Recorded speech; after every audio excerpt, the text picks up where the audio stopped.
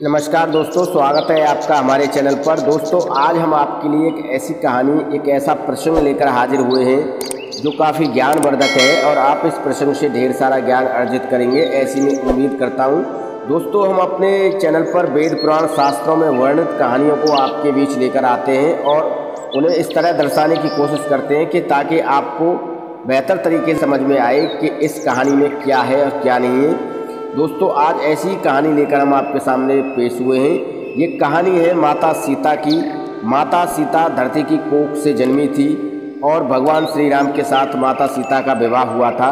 माता सीता का विवाह होने से पहले तोता और तोती एक ऐसी कहानी बताते हैं जिसे माता सीता सुनती हैं और माता सीता उस कहानी को सुनकर काफ़ी प्रसन्न हो जाती हैं। इस कहानी का वर्णन कुछ इस प्रकार है, आप हमारे साथ वीडियो पर बने रहिए।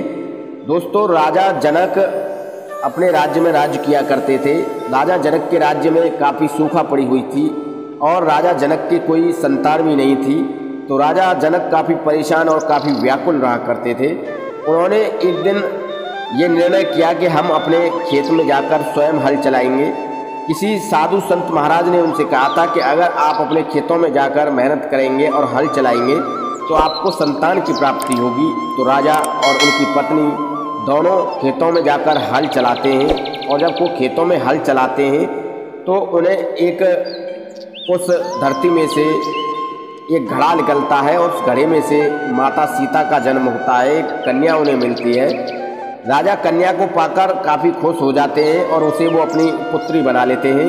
पुत्री बनाने के बाद उस कन्या का नाम राजा जनक सीता रखते हैं और सीता रखने के बाद उसका लालन पालन बड़े प्यार और प्रेम से करते हैं। जब सीता बड़ी होती हैं, अपनी किशोर अवस्था में आती हैं, तो वह अपनी दासी और सहेलियों के साथ एक बाग में, एक पार्क में घूमने के लिए जाती हैं और वहाँ पर एक तोता और तोती का बहुत ही सुंदर पंछी का जोड़ा बैठा हुआ था और सीता माता उस जोड़े को निहार रही थी। सीता माता उस तोते के जोड़े को काफ़ी देर तक निहारती रही और बड़े ध्यान से उनकी बातें भी सुन रही थी। तोता तोती से कहता है कि सुनो तोती, आगे चलकर इस राज्य में माता जानकी और भगवान श्री राम का विवाह होगा। भगवान श्री राम धरती पर अवतार लेंगे और माता जानकी के साथ उनका विवाह होगा और माता सीता काफ़ी समय तक राज करेंगी और भगवान राम के साथ उनका जीवन काफ़ी सुखमयी और आनंदमयी तरीके से व्यतीत होगा। ये इस तरह की बातें तोता और तोती आपस में कर रहे थे। माता सीता इन बातों को बड़े ध्यानमग्न होकर और बड़े ध्यान से उनकी बातों को सुन रही थी। दोस्तों, माता सीता के मन में और भी इच्छा हुई जानने की कि उनके जीवन में आगे क्या क्या होने वाला है। उन्होंने तुरंत अपनी दासी को आदेश दिया कि तोता और तोती के बच्चे को यहाँ लेकर आओ। जब वो उनकी दासियाँ तोता और तोती के बच्चे को लेकर आई और दोनों को सीता माता ने काफ़ी देर तक निहारा और दोनों से कहा कि ये जो तुम कहानी सुना रहे हो, ये तुमने कहाँ से सुनी थी। तब तोता और तोती माता सीता से कहते हैं कि हम महर्षि वाल्मीकि के आश्रम में रहते हैं और वहीं से हमने इस कहानी को सुनी थी। महाराज महर्षि वाल्मीकि ने एक रामायण नाम का ग्रंथ लिखा है और उसमें इन सभी बातों का वर्णन किया है। हमने वहीं से इस कहानी को सुना था। माता जानकी के मन में और भी इच्छा हुई आगे कहानी को सुनने की। तब तोता और तोती कहते हैं कि माता सीता, हम आगे की और भी कहानी आपको सुना सकते हैं। तब माता जानकी के मन में इच्छा हुई कि इनसे और आगे के बारे में पूछा जाए कि मेरे जीवन में आगे क्या होने वाला है। तब माता जानकी ने तोता और तोती से कहा कि भगवान श्री राम जानकी से विवाह करेंगे। भगवान राम कहाँ होंगे, किस हाल में होंगे, कैसा उनका शरीर होगा, कैसा उनका रंग रूप होगा। तब तोता और तोती माता जानकी से कहते हैं कि भगवान राम का बखान तो 100 मुख वाला भी नहीं कर सकता। उनका मुख कमल के समान होगा, भुजाएं लंबी लंबी होंगी, शरीर भी उनका काफ़ी अच्छा होगा और राजा दशरथ के यहाँ पर वो जन्म लेंगे अयोध्या नगरी में। और इसके बाद वो अपने गुरु विश्वामित्र के साथ, अपने ऋषि विश्वामित्र के साथ वन में घूमने के लिए आएंगे और घूमते हुए वो राजा जनक के दरबार में पहुंचेंगे और वहां पर वो धनुष को तोड़ेंगे और धनुष को तोड़ने के बाद माता जानकी से उनका विवाह होगा। ऐसा वो तोता और तोती माता सीता को बताते हैं। तब तोता और तोती माता सीता से कहते हैं कि हे माता, आप कौन हैं, आप ये सब क्यों पूछना चाहती हैं। तब माता सीता ने कहा कि जिस जानकी के बारे में तुम बातें कर रहे हो मैं वही जानकी हूँ। तब तोता और तोती खुश हो जाते हैं और कहते हैं कि अब हमें चलना चाहिए। तो माता सीता तोता से कहती हैं कि सुनो तोता, आप अपनी पत्नी माता तोता को मेरे पास ही रहने दो और आप चले जाओ, मैं इनका बहुत अच्छे से ख्याल रखूँगी। जब भगवान श्री राम मुझसे विवाह कर लेंगे इसके बाद मैं इन्हें आज़ाद कर दूँगी। तब माता तोता जो थी वो कहती है कि माता सीता, मैं गर्भ धारण की अवस्था में हूँ, मैंने गर्भ धारण कर रखा है और मैं अपने बच्चों को जन्म देने वाली हूँ और मैं किसी कैद में नहीं रह सकती। हम आज़ाद पंछी हैं, हवा में उड़ने वाले पंछी हैं, आप हमें जाने दीजिए, आप हमें कैद ना करें। पर माता सीता दोनों में से किसी की बात को नहीं सुनती है। तोता भी काफ़ी रिक्वेस्ट करता है, काफ़ी विनती करता है और कहता है कि माता सीता, मेरी पत्नी इस समय गर्भवती है, उसे मेरे सहारे की ज़रूरत पड़ेगी, आप हमें जाने दीजिए, हम फिर आपके पास आ जाएंगे, हम आपसे वादा करते हैं। पर माता सीता तोता की बात को भी ठुकरा देती हैं। तब मादा तोता जो थी वो काफ़ी परेशान और व्याकुल हो जाती है और वो कहती है कि सुनो सीता, जिस गर्भ अवस्था में तुम मुझे मेरे पति से अलग कर रही हो, एक दिन तुम्हें भी अपने पति से इसी अवस्था में अलग होना पड़ेगा और उनके वियोग का सामना तुम्हें करना पड़ेगा। एक दिन तुम्हें भी अपने किए पर पछतावा होगा और अपने कर्म का फल एक दिन तुम्हें भी भोगना पड़ेगा। जो आज तुम मेरे साथ कर रही हो वही आने वाले समय में तुम्हारे साथ भी होगा। ऐसा जो है माता सीता, इतना कहने के बाद माता सीता से वो कहती है मादा तोता। इसके बाद मादा तोता जो थी वो काफ़ी परेशान हो जाती है और परेशान होने के बाद वो अपने प्राण त्याग देती है।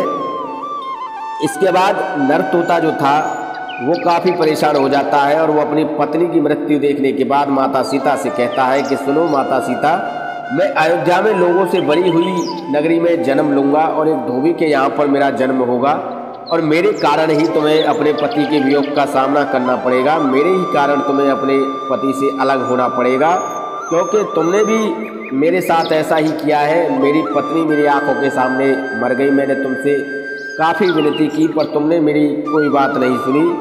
जो आज तुमने हमारे साथ किया है आने वाले समय में वो सब तुम्हारे साथ होगा, ये हमारा श्राप है तुम्हारे ऊपर। ऐसा कहकर वो तोता वहाँ से उड़ जाता है और माता जानकी अपने महलों के लिए आ जाती है। दोस्तों, ये थी एक नर तोता और मादा तोता की कहानी जो सीता के बारे में हमने आपको बताई। प्रिय दर्शकों, कर्मफल हर इंसान को भोगना पड़ता है, चाहे वो भगवान श्री राम हो या माता जानकी हो या फिर कृष्ण हो या कंस हो या रावण हो। जो भी जैसा कर्म करेगा वो से उसका फल अवश्य मिलेगा, चाहे वो कर्म अच्छा है चाहे वो कर्म बुरा है। कर्मफल कभी नष्ट नहीं हो सकता। धर्म पुराण में हरिनारायण जी ने पंछी गरुड़राज को संवाद के दौरान ये बताया है कि कर्मफल कभी नष्ट नहीं हो सकता, ये कर्मों की खेती है, यहाँ पर किसी के साथ कोई भेदभाव नहीं होता है। ऐसा हरिनारायण जी ने गरुड़ पुराण के अंदर वर्णन किया है।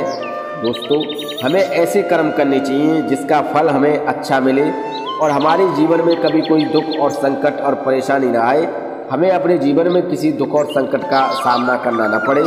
ऐसा कर्म फल हमें करना चाहिए, ऐसा जो है कर्म का फल हमें मिलता है। दोस्तों, यही हमने आपको इस वीडियो में बताने और समझाने की कोशिश की है कि कर्म फल कभी नष्ट नहीं हो सकता।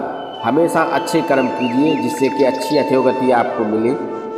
दोस्तों, ये थी तोता और तोती की एक ऐसी अद्भुत कहानी जो हमने आपको इस वीडियो में बताई है। इसके अलावा अगर आपके मन में और भी कोई सवाल है तो आप हमें वीडियो के कमेंट सेक्शन में कमेंट कर सकते हैं। इसके अलावा दोस्तों, अगर आपको हमारी वीडियो अच्छी लगती हो तो हमारी वीडियो को 10 लोगों तक ज़रूर शेयर कीजिए ताकि वो भी हमारी वीडियो देखकर ढेर सारा ज्ञान अर्जित कर सकें और हमारी वीडियो से अपने जीवन को सफल बना सकें। दोस्तों, इस तरह के ज्ञानवर्धक प्रसंग हम अपने चैनल पर प्रतिदिन आपके लिए लाते रहते हैं और कोशिश करते रहते हैं कि आपका ज्ञान हमारी वीडियो से निरंतर इसी तरह बढ़ता रहे और आप हमारी वीडियो से ढेर सारा ज्ञान इसी तरह अर्जित कर सकें। दोस्तों, अगर वीडियो अच्छी लगे तो 10 लोगों तक ज़रूर शेयर कीजिए, सोशल मीडिया पर शेयर कीजिए, व्हाट्सएप ग्रुपों में शेयर कीजिए, अपने पास पड़ोसियों को भी बताइए, अपने सगे संबंधियों को भी बताइए ताकि वो भी हमारी वीडियो देखकर ढेर सारा ज्ञान अर्जित कर सकें और अपने जीवन को सफल, सुखमयी और आनंदमयी बना सकें। दोस्तों, वीडियो के अंत में हम आपसे यही कहेंगे कि हमेशा अच्छे कर्म कीजिए, अच्छी अधोगति आपको मिलेगी, क्योंकि मृत्यु के पश्चात 3 चीज़ें ही साथ जाती हैं, पाप, पुण्य और धर्म। इन तीनों चीज़ों के आधार पर ही स्वर्ग और नरक का फैसला होता है। दोस्तों, ये थी सीता माता और तोता और तोते की एक ऐसी अद्भुत कहानी जो कि हमने आपको इस वीडियो में बताई है। हम उम्मीद करते हैं आपको जानकारी अच्छी लगी होगी, वीडियो भी अच्छा लगा होगा।